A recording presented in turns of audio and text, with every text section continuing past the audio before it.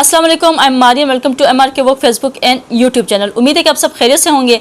आज की important development आप लोगों से शेयर करती चलूँगी। सबसे पहले जो एजेंडा है उस पर बात करेंगे और जो अहम रहनुमा है ANP के, उन्होंने सियासत से किनारा कशी का फैसला किया है और साथ ही साथ उन्होंने कहा है कि वो अब पेशावर भी छोड़ देंगे। क्यों छोड़ देंगे, इसकी वजूहात हैं कुछ, वो शेयर करूंगी आगे चल के इसी व्लॉग में।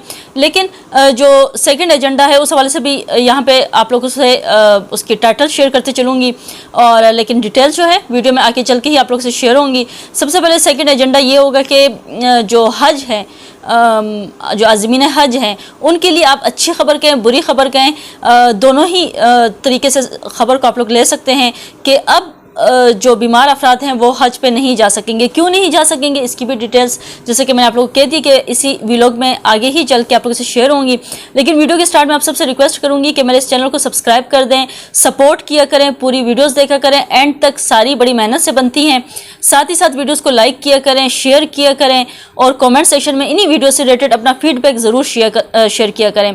बात करते हैं सबसे पहले, जैसे कि मैंने अपना एजेंडा आप लोगों से शेयर किया कि जो अवामी नेशनल पार्टी के सीनियर रहनुमा है ग़ुलाम अहमद बलोच साहब, उन्होंने ये फ़ैसला किया है कि वो सियासत से किनारा कशी इख्तियार करेंगे। वो बर्दाश्ता हैं क्योंकि मुसलसल 4 दफ़ा वो शिकस्त उनको देखने को मिल रही है।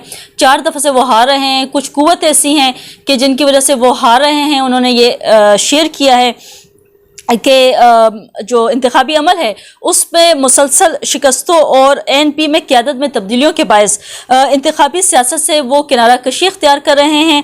और साथ ही साथ उन्होंने कहा है कि उनका जो आबाई घर है, जो वहाँ पे बिलौर हाउस है पेशावर में, जहाँ जो सियासत का गढ़ माजी में समझा जाता था, जहाँ बड़े बड़े फैसले हुआ करते थे, बड़ा सियासी मरकज़ था अहम, उसको वो फ़रोख्त भी कर रहे हैं। उस घर को फ़रोख्त करके जो इस्लामाबाद में उनका घर है वहाँ पे ग़ुलाम अहमद बलोच साहब जो हैं वो शिफ्ट हो जाएंगे और उस घर को, जो आबाई घर है, उसको छोड़ देंगे। ये एक ज़वाल की निशानी है ANP की सियासत की।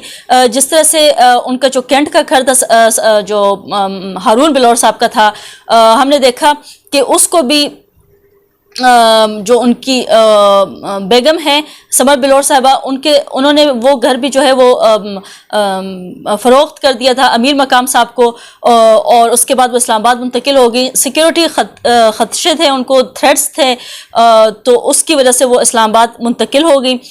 ये फ़ैसला उनकी नज़र में अच्छा ही होगा, उन्होंने कुछ सोच समझ के ही किया होगा।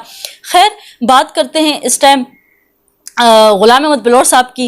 उन्होंने कहा कि साथ उन्होंने ये भी मेंशन किया कि मेरे भाई जो बशीर बलोच हैं और भतीजे हारून बलोच को भी शहीद किया गया है, और इन सब जो सरकमस्टांसेस है उसको देखकर उन्होंने ये फ़ैसला उठा लिया कि वो अब पेशावर में क्यों रहें, क्या मकसद है उनका रहने का, कोई रहने का उनका मकसद भी नहीं रहा। सियासत में भी कोई उनको शिकस्त पड़ रही है, तो उन्होंने कहा कि सियासत से भी किनारा कशी इख्तियार कर लूँगा।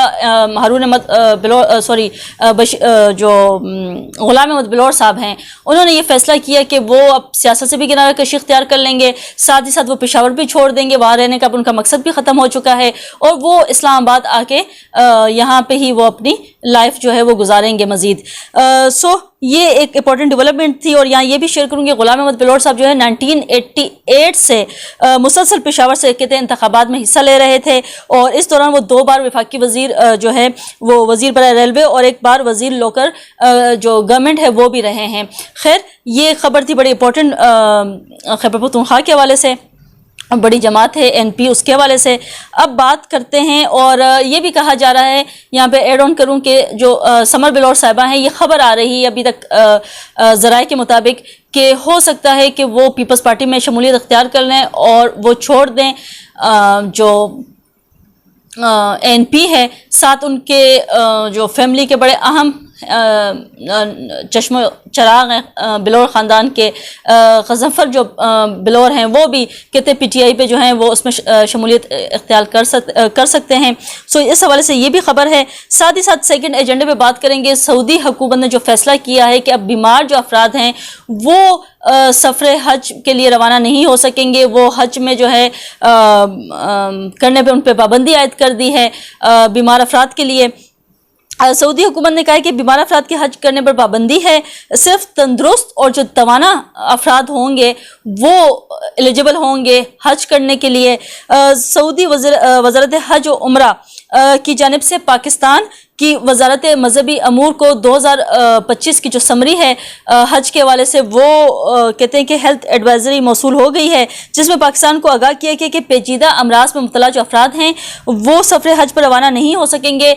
और तर्जुमान मजहबी अमूर के मुताबिक सऊदी हुकूमत ने मरासले में कहा है, जो मरासला उनको मौसूल हुआ है सऊदी हुकूमत की जानिब से, कि मौसम की शिद्दत के पेश नज़र उन्होंने ये फैसला किया है कि सिर्फ तंदुरुस्त और तवाना अफराद जो हैं वो जो आज़मीन है वो सफ़र हज के लिए इजाज़त उनको दी जाएगी, जिसमें अगर आपको गुर्दों का मसला है, फेफड़ों का है, दिल का है, जिगर का है, या आप कैंसर के पेशेंट हैं, तो ऐसे जो पेचीदा मर्ज हैं वो सफ़र जो हज है उसके लिए रवाना नहीं होंगे, उन पे पाबंदी आयद होगी।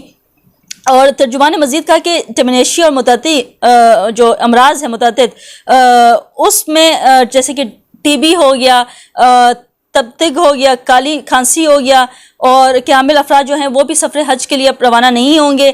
12 साल से कम उम्र के जो बच्चे हैं उन पे भी पाबंदी आयद की है। हामला खातून जो हैं, जो प्रेग्नेंट होती हैं, उन पे भी जो है वो सफ़र हज की जो है वो पाबंदी आयद कर दी गई है। तर्जुमान मजहबी अमूर के मुताबिक आज़मीन हज के लिए गर्दन तौर बुखार हो गया, कोरोना हो गया, पोलियो वैक्सीन वगैरह जो है वो लगवाना लाजमी होगी। जो खबर मैंने अभी आप लोगों को दी है हज के हवाले से, मैं समझ सकती हूँ बहुत से लोग जो हैं वो अफसरदा हो गए होंगे। आपको अफसरदा होने की बिल्कुल ज़रूरत नहीं है। जो बीमार है अल्लाह उनको सेहत दे और उनको इतनी हिम्मत दे कि वो जाके हज का जो फ़रीज़ा है वो अदा कर सकें। लेकिन अगर आप अदा नहीं कर सकते तो हमारे दीन में आसानियाँ हैं, और उस आसानियों से जो है हम क्यों ना फ़ायदा उठाएँ। अगर अल्लाह ने हमारे लिए आसानी पैदा कर दी है तो हम अपने लिए क्यों मुश्किल खड़ी कर रहे हैं, क्यों दूसरों को और अपने ज़ात को मुश्किल में डाल रहे हैं। अगर हम सफ़र हज नहीं कर सकते तो अल्लाह ने बहुत से अल्टरनेटिव चीज़ें में बहुत सी ऐसे काम दिए हुए हैं कि जिसको अदा करके हम बहुत सा सवाब कमा सकते हैं, और हमारे प्यारे भी जाके हमारे लिए दुआ कर सकते हैं। तो अगर आप उदास हो रहे हैं, बहुत से बीमार जो अफराद हैं उनको यही कहूँ कि दिल छोटा ना करें, अपनी बीमारियों से लड़ें, उनसे मुकाबला करें मजबूती के साथ, और आप दोबारा से ठीक हो अल्लाह करे, और आप इस सफ़र पर रवाना भी हों। और अगर आप नहीं भी हो सकते तब भी आपकी नीयत को जो है वो अल्लाह ही देखता है, और अल्लाह जिसको चाहे जैसा चाहे बख्शिश दे सकता है।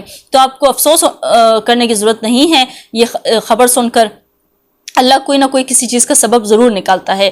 खैर आज की जो है, और यहाँ ये भी कहूँगी कि जो इनिशिएटिव लिया है वो बहुत अच्छा लिया है, बहुत बेहतरीन लिया है, ताकि जो बीमार हैं, बच्चे हैं, छोटे हैं, उनके लिए कुछ आसानियाँ होंगी और वो जो है इस तरह से अपनी ज़ात को मुश्किल में नहीं डालेंगे। खैर आज की व्लॉग से इतना ही। आप लोग से मुलाकात होगी एक नई व्लॉग में नए टॉपिक के साथ। अंटिल देन अल्लाह हाफ़िज़।